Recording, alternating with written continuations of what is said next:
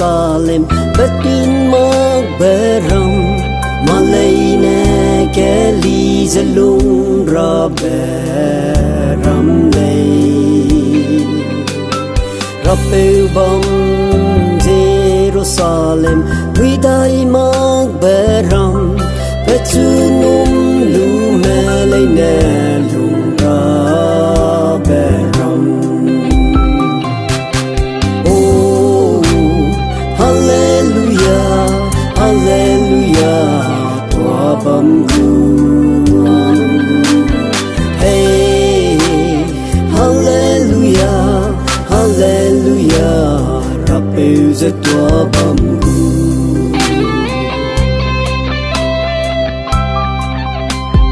Rapeu Bam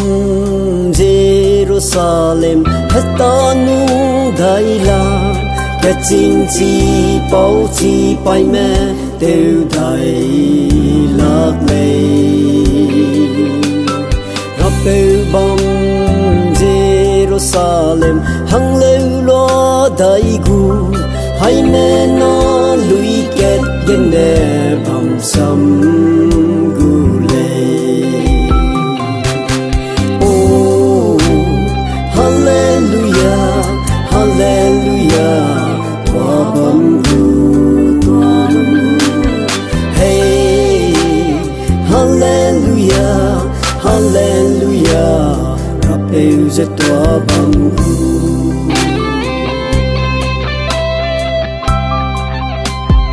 Rapeu Bam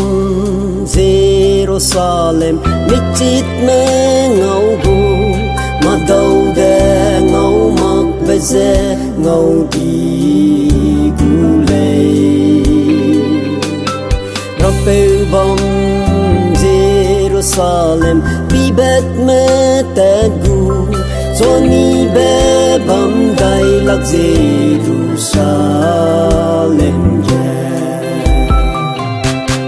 Oh Hallelujah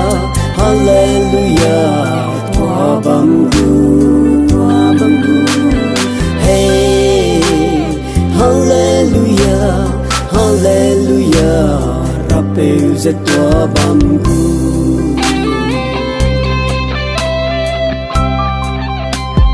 Rapeu Bam Jerusalem Eningle Huidai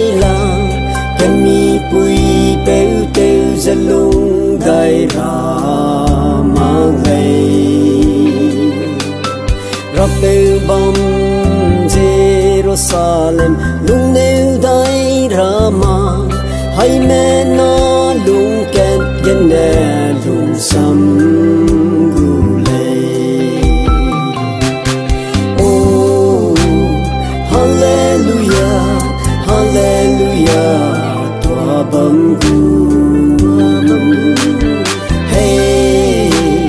Hallelujah Hallelujah Rapeu ze tuabam Hallelujah Hallelujah Rapeu ze tuabam